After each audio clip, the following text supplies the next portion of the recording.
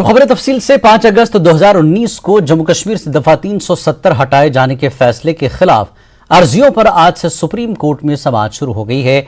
Supreme court दफा 370 की मनसूखी के खिलाफ दरख्वास्तों की समाअत कर रही है। जम्मू कश्मीर की खुसूसी हैसियत खत्म करने के तकरीबन 4 साल बाद इस मामले की बाकायदा समाअत शुरू हुई है। चीफ जस्टिस DY चंद्रचूड़ की सरबराही वाली 5 जजों की आईनी बेंच इस मामले की समाअत कर रही है। आज से रोजाना की बुनियाद पर समाअत हो रही है।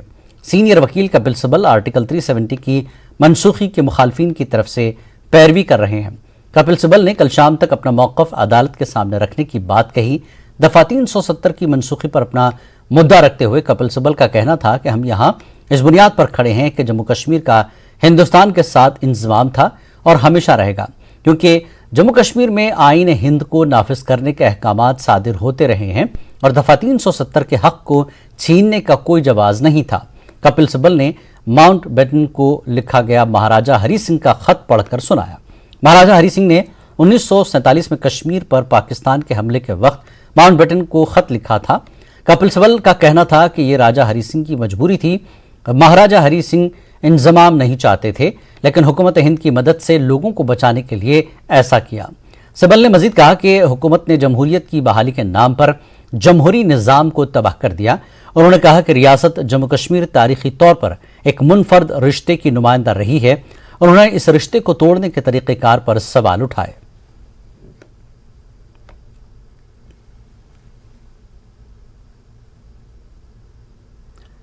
PDP सदर महबूबा मुफ्ती ने कहा कि लोगों को सुप्रीम कोर्ट से बहुत उम्मीदें वाबस्ता हैं। यह सुप्रीम कोर्ट के लिए एक बड़ा चैलेंज है, क्योंकि इससे मालूम होगा कि इस मुल्क को किस तरह चलाना होगा। मुफ्ती ने कहा कि सुप्रीम कोर्ट को यह फैसला करना होगा कि मुल्क आइन की पैरवी करेगा या बीजेपी के हुक्म के तहत चलेगा। ये आज का दिन जो है, अभी तो बहुत दिन केस चलेगा, इसमें हमें उम्मीद है, क्योंकि अगर आज सुप्रीम कोर्ट ने इसमें जम्मू कश्मीर के लोगों की वो मसलहत, वो फैसला, वो कुर्बानियां याद नहीं रखी कि जिसकी वजह से जो देके जम्मू कश्मीर एक आजाद हिंदुस्तान, जमहूरी हिंदुस्तान, एक सेकुलर हिंदुस्तान का हिस्सा बना और सिर्फ एक पार्टी के एजेंडे की तस्कीन के लिए इसमें आगे जो है चले, मुझे लगता है वो न सिर्फ जम्मू कश्मीर के लिए बल्कि पूरे मुल्क के लिए खतरनाक हो सकता है। क्योंकि आपने देखा जो बीजेपी की जमात है वो न सिर्फ अपनी ब्रूट मेजॉरिटी से इस मुल्क के आइन की धज्जियां उड़ाती है पार्लियामेंट के अंदर, जो 2019 5 अगस्त को हुआ, जिस वक्त जम्मू कश्मीर के आइन को तहस नहस किया गया, बल्कि जो सुप्रीम कोर्ट की रूलिंग्स है, हम सुप्रीम कोर्ट से कुछ नहीं चाहते। हम चाहते हैं कि सुप्रीम कोर्ट सिर्फ ये नजर में रखे कि इस मुल्क को आइन के मुताबिक चलाना है या बीजेपी के कम्युनल एजेंडे के मुताबिक चलाना है। तो इसलिए मेरी सुप्रीम कोर्ट से ये दरखास्त है कि इस वक्त मुल्क के हालात बहुत खतरनाक हो रहे हैं और इसकी सबसे बड़ी वजह यह है कि सारे हमारे इंस्टीट्यूशन डिफंक्ट हो गए हैं। अब आपका एक इंस्टीट्यूशन बचता है जो इस मुल्क के आइन को बचा सकता है। हमें मालूम है कि हालात खतरनाक है, इतना आसान नहीं है आप लोगों के लिए भी, जो हम देख रहे हैं, जो मुल्क के हालात देख रहे हैं, जिस तरह से गोलियां, दिन दहाड़े गोलियां चलाई जाती हैं, नारे लगाए जाते हैं। तो अगर सुप्रीम कोर्ट इस मुल्क को बचाना चाहता है तो इस मुल्क के आइन को बचाना होगा। सुप्रीम कोर्ट पर शक जाहिर करने पर बीजेपी मीडिया इंचार्ज मंजूर भट्ट ने महबूबा मुफ्ती को निशाना बनाया। उनका कहना था कि सुप्रीम कोर्ट बीजेपी के रिमोट पर नहीं चलती, कोई दूसरा सरकारी इदारा भी ऐसा नहीं करता। मंजूर भट्ट का कहना था कि महबूबा मुफ्ती इस हकीकत को भूल रही हैं कि उनकी अपनी पार्टी और नेशनल कॉन्फ्रेंस ने पूरी वादी को लूटा है। महबूबा मुफ्ती ने 5 अगस्त 2019 को जब आर्टिकल 370 हटाया गया था तो उसके बाद कई पिटीशन सुप्रीम कोर्ट में दाखिल की गई थी और अब आज से यानी कि 2 अगस्त 2023 से इन पिटिशनर्स पे समाअत शुरू हो गई है। मेरे साथ बात करने के लिए इस पर है कविंदर गुप्ता, जो कि सीनियर बीजेपी लीडर हैं और फॉर्मर डिप्टी चीफ मिनिस्टर हैं जम्मू कश्मीर के। महबूबा मुफ्ती ने बड़ा बयान दिया, उन्होंने प्रेस कॉन्फ्रेंस की और कहा कि बीजेपी ने कॉन्स्टिट्यूशन की धज्जियां उड़ा दी हैं। हमें सुप्रीम कोर्ट पे नजर है कि सुप्रीम कोर्ट कॉन्स्टिट्यूशन का रूल चलेगा, यहाँ की बीजेपी के ऑर्डर चलेंगे, उसको डिसाइड करेगा। हमें ये सुप्रीम कोर्ट की जो इंडिया है, पूरे इंडिया में कॉन्स्टिट्यूशन इस वक्त खतरे में है, इंडिया की सॉवरेनिटी खतरे में है। बीजेपी अपनी मनमानी से ये काम कर रही है और जो ये 370 धारा हटाया गया था ये भी मनमानी ढंग से गलत तरीके से हटाया। तो हमें सबको हमारी जो नजरें हैं सुप्रीम कोर्ट पर। बिल्कुल, सुप्रीम कोर्ट का जो भी फैसला है स्वागत योग्य होगा।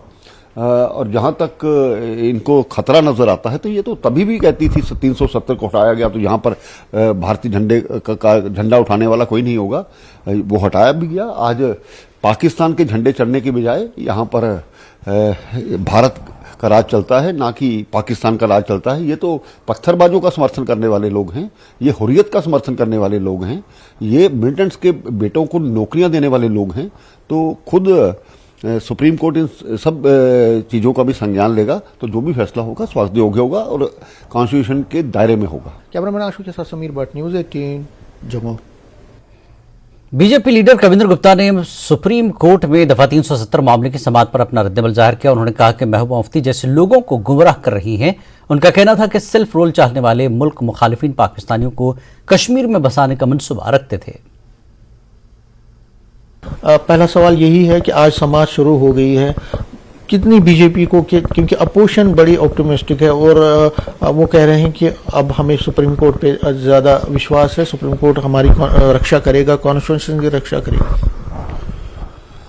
देखिए, ये देश कानून से चलता है और उसी कानून के तहत लोकसभा, राज्यसभा जो सबसे बड़ा सदन है जहां पर कानून बनाए जाते हैं, वहां पर सब चर्चा के बाद जब चीजें तय होती हैं वो राष्ट्रपति के पास जाती हैं। जब राष्ट्रपति के पास ये जाता है तो वो फाइनल डिसीजन होता है। तो उसी आधार पर 370 और 35 से तोड़ी गई है, नंबर 1। अब जो लोग फ्रस्ट्रेटेड हैं, जो लगातार इस धारा 370 का नाजायज फायदा अपने लिए लेते रहे, उनको तकलीफ होना स्वाभाविक बात थी। आज वो कोर्ट में जाकर के याचिका दायर कर रहे हैं। माननीय सुप्रीम कोर्ट का हम आदर करते हैं और सुप्रीम कोर्ट के ऑनरेबल जजेस जिस प्रकार का भी फैसला करेंगे वो। जम्मू हवाई अड्डे को आर्ट और कल्चर के लिए आलमी मयार की टर्मिनल बिल्डिंग मिलने वाली है। नरेंद्र मोदी हुकूमत ने मंगल को 523 करोड़ रुपए के इस प्रोजेक्ट के लिए टेंडर तलब किए हैं। न्यूज़ 18 ने इस ब्लूप्रिंट तक रसाई हासिल की है कि जम्मू के हवाई अड्डे की बड़ी तजदीद और तज़यीन के बाद किस तरह ये नजर आएगा।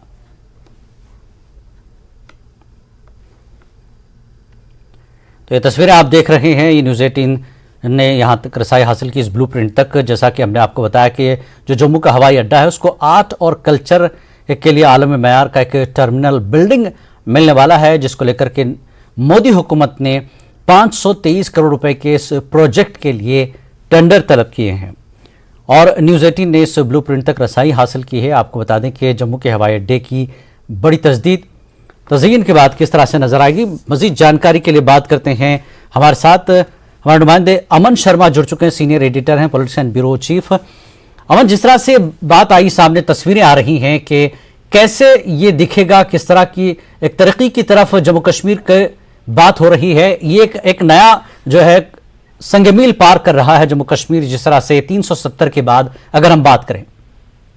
जी देखिए, जम्मू कश्मीर का जो जम्मू के जो नए एयरपोर्ट की बात हो रही है, ये प्रोजेक्ट काफी साल से बातों में था कि कब बनेगा, बट अब कल जाके सेंट्रल गवर्नमेंट ने इसके लिए टेंडर मंगा लिया है। तकरीबन 523 करोड़ रुपए की लागत से ये नया एयरपोर्ट, जम्मू नया टर्मिनल बिल्डिंग और नया एप्रन जम्मू के एयरपोर्ट पे बनने वाला है। अभी तो जम्मू का जो प्रेजेंटली एयरपोर्ट है वो तकरीबन 1.2 मिलियन पैसेंजर्स पर एनम को हैंडल करता है, पर क्योंकि ये जो कैपेसिटी है वो स्ट्रेच हो चुकी है, इसलिए जो नया टर्मिनल बनेगा वहां तकरीबन 4 गुना पैसेंजर्स, तकरीबन 4.5 मिलियन पैसेंजर्स पर एनम को ये नया जो एयरपोर्ट और नया सिविल इंक्लेव और टर्मिनल बिल्डिंग बनेगी वो हैंडल कर पाएगी। उसके अलावा वर्ल्ड क्लास नया टर्मिनल बिल्डिंग होगी, इन्हांस पैसेंजर कंफर्ट के लिए होगा। उसके लिए एक दो लेवल्स पे डिपार्चर अराइवल टर्मिनल भी अलग अलग होंगे। वो सब आप पिक्चर्स में देख सकते हैं कैसा ये टर्मिनल जब बन जाएगा, तैयार हो जाएगा अगले 2 से 3 साल में, तो कैसा ये टर्मिनल दिखेगा। और प्लान जो टोटल है कि तकरीबन 57,000 स्क्वायर मीटर में ये पूरा एयरपोर्ट स्प्रेड हो जाएगा जब ये नया टर्मिनल बनेगा। 4.5 मिलियन पैसेंजर्स पर एनम आएंगे। और जम्मू एयरपोर्ट वैसे भी जो है काफी हाई पैसेंजर ट्रैफिक का एयरपोर्ट है। जम्मू वैसे भी सबसे ज्यादा जो आपका पैसेंजर है, सबसे ज्यादा इनफ्लो है जम्मू एयरपोर्ट पे होता है। जम्मू कश्मीर में ये यहीं से जो पिलग्रिम है वैष्णो देवी भी जाते हैं। सब जो रूट्स हैं, कश्मीर हो, डोडा हो, लद्दाख हो, सभी जम्मू से शुरू होते हैं। अमित शर्मा, जिस तरह से बताया जा रहा है कि आर्ट और कल्चर भी इस पे नजर आएगा, तो क्या कुछ देखने को मिलेगा इसमें?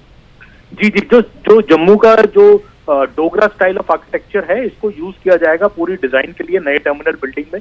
ये बताया गया है जो जम्मू की जो झलक है वो पैसेंजर्स को इस टर्मिनल बिल्डिंग में दिखेगी। जो उसके सारे कल्चर की बात है, आर्ट एंड कल्चर जो लेटेस्ट है, और जो पूरा उसका जिस तरह अभी भी आप जम्मू का एयरपोर्ट देखेंगे तो उसपे भी वो आर्ट एंड कल्चर दिखता है। पर जो नया एयरपोर्ट है उसमें ज्यादा इस पे तवज्जो दी जाएगी कि जो पूरी उसकी आर्किटेक्चर है, पूरा फसाड है बिल्डिंग का, वो सारा जम्मू के आर्ट एंड कल्चर को डिपिक्ट करे।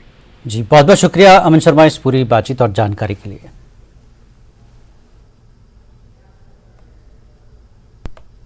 यहां रुकेंगे एक छोटे से ब्रेक के लिए। ब्रेक के बाद फिर लौट